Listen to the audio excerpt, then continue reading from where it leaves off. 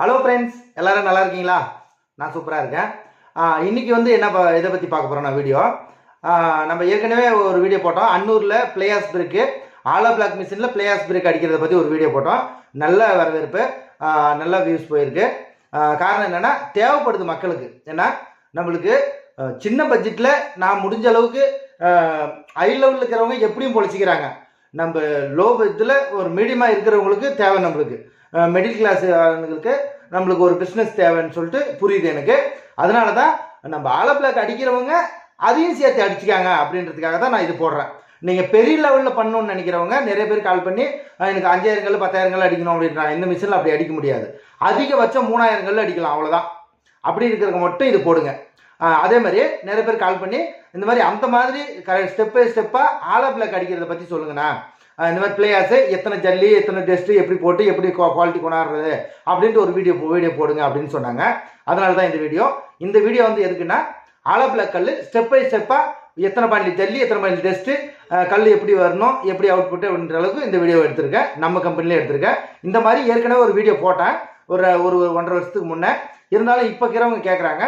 அதனால அதே மாதிரி ஒரு வீடியோ ஆலோ பிரிக்ஸு அடிக்கிறது எப்படி அப்படின்றது தான் இந்த வீடியோ. வாங்க வீடியோக்குள்ளே போகலாம்.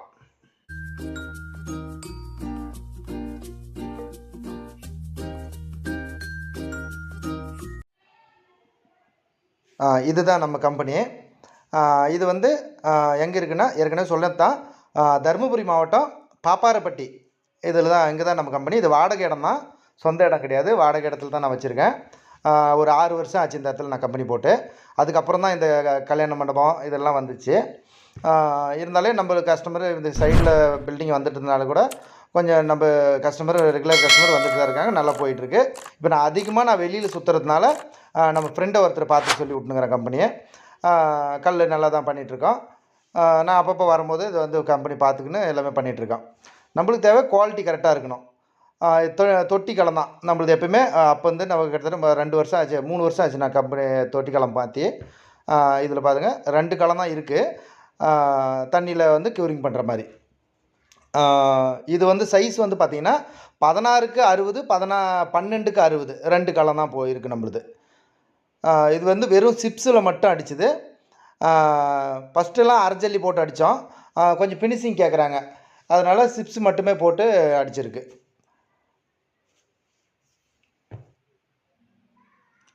முக்கியமாக உங்களுக்கு கல் வந்து குவாலிட்டியும் வரணும், கல் நல்லா கெட்டியாகவும் இருக்கணும். ரெண்டாவது ஃபினிஷிங்கும் கேட்குறாங்க. கல் நல்லா பார்க்குறதுக்கு வந்து ரேட் பேசக்குள்ளே பார்த்தாங்கனாவே பிடிக்கணும். அதனால் நம்மளுக்கு ஃபினிஷிங்கும் வரணும். குமார் ஆலோ பிரிக்ஸ்ன்னு சொல்லிட்டு நம்ம கம்பெனி. இது வந்து இன்னொரு களம் ஒன்று எக்ஸ்ட்ரா போட்டிருக்கேன். ஏன்னா 3 களம் இருந்தால் தான் டெய்லியும் கல் அடிக்க முடியும். 2 களம் இருந்தால் ஒரு நாள் விட்டு ஒரு நாள் தான் அடிக்க முடியும், தண்ணி களம். அதனால் இவ்வளோ நாள் கல் கொடுக்க முடியாத அளவுக்கு நல்லா போகுது. அதனால் இன்னொரு களம் பின்னாடி ஓனர்கிட்ட பேசிட்டு போட்டிருக்கோம். அது புதுசாக பண்ணியிருக்கோம். இது வந்து ஆலோ பிளாக்கு அடிக்கிறதுக்கு எவ்வளோ போடணும் என்ன, அதுவும் முக்கியமாக இது மிக்சர் மிஷின். எது fan mixture. Fan மிக்சரில் hollow block அடிக்க முடியுமா, வெறும் பிளேயர்ஸ் மட்டுமா அப்படின்னு கேட்குறாங்க. அதனால தான் பிளேயர்ஸு அடிக்கிறதுக்கும் யூஸ் பண்ணிக்கலாம், அதே மாதிரி ஆலோ பிளாக் அடிக்கிறதுக்கும் யூஸ் பண்ணிக்கலாம். இந்த ஃபேன் மிக்சரில் நீங்கள் எத்தனை பாண்ட்லி ஜல்லி போடுறாங்கன்றது கணக்கு வச்சுக்கோங்க. ஃபஸ்ட்டு அவர் கொட்டினது ஜல்லி, இது டெஸ்ட்டு. ஆளுக்கு ஒரு பாண்ட்லி கொட்டியிருக்காங்க. கிட்டத்தட்ட ஒரு 6 பாண்ட்லி ஜல்லியும் 5 பாண்ட்லி டெஸ்ட்டும் போடுறாங்க. கணக்கு பார்த்துக்காங்க. நீங்கள் அதில் கணக்கு போட்டு கூட கரெக்டாக நீங்கள் பண்ணிக்கலாம். இதுக்கு 1 பாண்ட்லி சிமெண்ட், 1 பாண்ட்லி கூட கிடையாது, ஒரு தலைவலிக்க 5 டைமாக போடுறாங்க. ஒரு வாட்டி கலந்துங்கன்னா உங்களுக்கு 10 கல் வருது. இந்த மாதிரி ஒரு 6 பாண்ட்லி ஜல்லி 5 பாண்ட்லி டெஸ்ட்டு, ஒரு மூட்டை சிமெண்ட்டை 5ஆக பிரித்து, இது பாரு சிமெண்ட் கொட்டுறாரு. 1 பாண்ட்லி சிமெண்ட்டவே 5ஆக பிரித்து அதில் 1 பாண்ட்லி ஒரு பங்கு அதில் போடணும். இது வந்து 2 இடத்துல கொட்டணும்னு கிடையாது. இந்த பேன் மிக்சர் வந்து நீங்கள் ஒரே இடத்துல கொட்டினாவே போதும். எல்லாமே மொத்தமாக அள்ளி கொட்டிடலாம், கடைசியாக தண்ணி ஊற்றிக்கலாம்.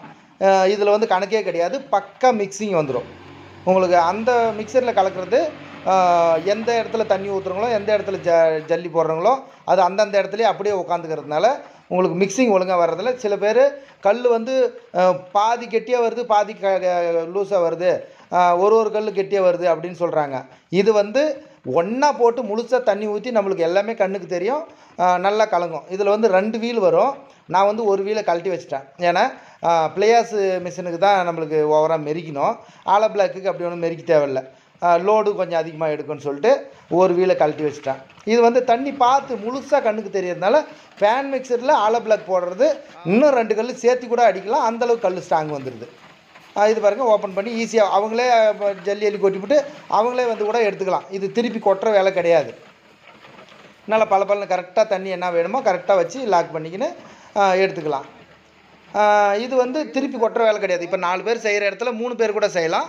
இந்த ஃபேன் மிக்சர் போட்டிங்கன்னா ஃபேன் மிக்சர் என்ன ஒன்றுனா ரேட் அதிகம், ஆனால் அதுக்கு தகுந்த வேலை ஆகும். வேலை நல்லாயிருக்கும். உங்களுக்கு ஃபினிஷிங் கல் சூப்பராக வரும். 2வது மிக்சிங் நல்லா ஆகும். நீங்கள் எவ்வளோ நல்லா கலக்குறீங்களோ அந்த அளவுக்கு தான் கல் குவாலிட்டி வரும். சிமெண்ட்டு ஒரே ஒரு புடி சிமெண்ட் போட்டாலும் எல்லாத்துக்கும் சரிப்பாகமாக கலந்துடணும். இது அந்த மாதிரி பண்ணும். நல்லா கலங்கும். தண்ணியை முழுசாக ஊற்றிக்கலாம். இதில் வந்து ஃபஸ்ட்டு கலவையை போட்டு இந்த மாதிரி கலவையை தள்ளணும். இது வந்து 3 வைப்ரேட்டர் மிஷினு. நம்ம ஆம்பளை சொல்கிறது தான். 3 வைப்ரேட்டர் மிஷினு உங்களுக்கு 5 கல் மிஷினு. 5 கல் தான் நம்ம ஆம்பளை போடுறது.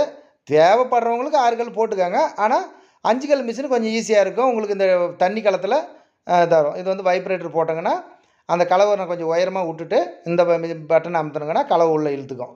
அதுக்கப்புறம் திருப்பி மீதி இருக்கிற கலவை ஃபுல்லாக வெளியே இழுத்து விட்டுறது. இந்த மாதிரி சுத்தமாக எடுத்துடணும். எடுத்துகிட்டு எதுனா கொஞ்சம் பள்ளம் எங்கேனா இறங்குது கல், நிறைய பேர் ஒரு கல் இறங்கிக்குதுண்ணா அப்படின்றாங்க. பாரு, இந்த மாதிரி இறங்குற இடத்துல எந்த இடத்துல இறங்குதுன்னு பார்த்து அந்த இடத்துல கொஞ்சம் கலவையவே விடுறது தான் லைட்டாக. ஒரே ஒரு அடி எதுக்கு அடிக்கிறதுனா அந்த சைடில் இருக்கிற கலவெல்லாம் உள்ளே உளுந்துக்கும். அதுக்காக ஒரே ஒரு சும்மா ஒரு ஆட்டிட்டு தூக்குனா நல்லாயிருக்கும். இது வந்து ஒரு வாட்டி நம்ம அந்த மில்லரில் கலந்துங்கன்னா, மில்லர்ன்ற ஃபேன் மிக்சரில் கலந்துங்கன்னா உங்களுக்கு 10 கல் வர மாதிரி கணக்கு. 250 கேஜி போட்டிங்கன்னா உங்களுக்கு 10 கல்லுக்கு தான் வரும். 2 வண்டி தான் வரும். அதே 350 கேஜி போட்டிங்கன்னா கிட்டத்தட்ட ஒரு 20 கல் அடிக்கலாம். இது வந்து ஃபேன் மிக்சர் என்ன ரேட்டுன்னு கேட்டாங்க நிறைய பேர். ஃபேன் மிக்சர் வந்து கோயம்புத்தூர் மாடல் வந்து இப்போ நான் போட்டிருக்கிறது கோயம்புத்தூர் தான், நம்ம சாய் கம்பெனி இது. இது ரேட்டு வந்து பார்த்திங்கன்னா 2 லட்ச ரூபாய் கிட்ட வந்துடுது. இதுவே நம்ம 350 கேஜி இது ஒன்று இருக்குது. அது ரேட்டு கிட்டத்தட்ட 3 லட்ச ரூபாய்க்கு உள்ளே வரும். உங்களுக்கு எது வேணுமோ போட்டுக்கலாம். உங்களுக்கு 350 கேஜி இது போட்டிங்கன்னா தாராளமாக வேலை செய்யலாம். நிறையா உங்களுக்கு 24 மணி நேரம், உங்களுக்கு 8 மணி நேரம் முழுசாக ஓட்டினாலே சூடு கிடையாது. நல்லா போட்டுக்கலாம். உங்களுக்கு ஆலா பிளாக்கு நிறையா அடிக்கிறவங்களுக்கு 350 கேஜி போட்டுக்காங்க. சிம்பிளாக பண்ணுறவங்களுக்கு 250 கேஜி போதும். அதே மாதிரி தான் கல் கரெக்டாக பார்த்து கல் அமுத்தி பிடிச்சிக்கணும். இந்த ராடு அமுத்தி பிடிச்சிக்கினா அப்படியே வைப்ரேஷன் மூலிமா இறங்கிடுறது தான். மற்ற அந்த ரதர் வந்து உட்காந்துருச்சுன்னா சரி, கல் ரெடி, தூக்கிடலாம்.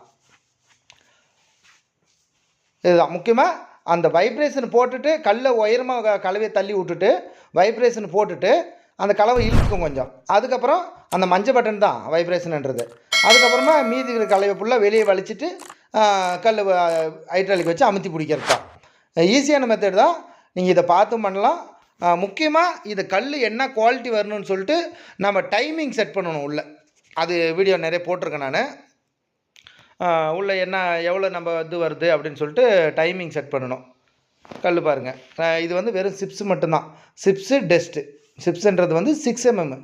ஊருக்கு ஒரு மாதிரி சொல்லுவாங்க. 6 mm ஜல்லி.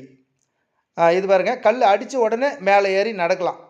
அந்த அளவுக்கு தான் கல் அடிக்கணும். அப்போ தான் கல் குவாலிட்டியாக இருக்குதுன்னு அர்த்தம். நம்ம சும்மா அது அப்படின்னா அந்தளவுக்கு நம்ம மெரி கொடுக்குறங்கன்னு அர்த்தம். அந்தளவுக்கு அளவு கொடுத்து அந்தளவுக்கு அடிச்சிடணும். அப்போ தான் கல் குவாலிட்டி இருக்கும். நம்ம கிட்டத்தட்ட ஒரு 10 நாள் கழித்து கல்லை தூக்கி விசிறி போட்டாலும் கல் உடையக்கூடாது. அதுதான் கல். பாருங்கள் கல் ஃபினிஷிங் எப்படி இருக்குது பாருங்கள். நம்மளுக்கு முக்கியமாக இந்த ஜல்லி அடிக்கிறது காரணம் அடிக்கிறாங்க சில பேர். தண்ணி இந்த பக்கம் மழைக்குள்ள பேஞ்சுன்னா உள்ளே தேமம் கட்டும். நம்ம கல் வந்து தேமம் கட்டாது. அந்தளவுக்கு மிக்சிங்கும் நல்லாயிருக்கும், நைஸு நல்லா வரும். ரொம்ப நைஸாகவும் வந்துட்டாலையும் உங்களுக்கு பிளாஸ்டிக் ஒட்டாதுன்னு சொல்லுவாங்க. ரொம்ப ரஃப்பாக போனாலையும் தண்ணி உள்ளே வரும். ரெண்டுக்கும் சென்டரில் கரெக்டாக என்ன வரணுமோ அது கரெக்டாக பண்ணணும். இந்த பக்கம் தான் நம்மளது ஒரு 20 அடிக்கு 60 அடி ஒரு பிளாட்ஃபார்ம் போட்டிருக்கேன். அது பாருங்கள், 20க்கு 60 போட்டிருக்கேன். இது வந்து இந்த களத்துலேருந்து அந்த பக்கம், ஏன்னா பக்கத்தில் களம் இல்லை, இடம் இல்லாதனால தான் 2 களம் போட்டேன். இங்கேருந்து அதுக்கு போகிற மாதிரி நான் எனக்கு ஒரு 50 அடி தூரம் அதுலேருந்து இதுக்கு. அதுலேருந்து இதுக்கு வந்துடணும். அதுதான் பிளானு. பார்ப்போம். சரியாக போவோம், வேறு வழி இல்லை. சென்டரில் மெட்டீரியல் கொட்டிக்கலாம், அந்த இடத்துல இந்த இடத்துல வரலாம் அப்படின்றது தான் நான் பிளான் பண்ணியிருக்கேன். இந்த ரேம் போட்டிருக்கேன் பாருங்கள், அதுதான். இதுதான் ஃப்ரெண்ட்ஸ், கரெக்டாக பார்த்து பண்ணிக்கலாம். யாருன்னா களம் போடணும், மிஷின் வாங்கணுன்றவங்க கால் பண்ணுங்கள். அடுத்த வீடியோவில் பார்ப்போம். நன்றி வீடியோ பார்த்ததுக்கு. பாய்.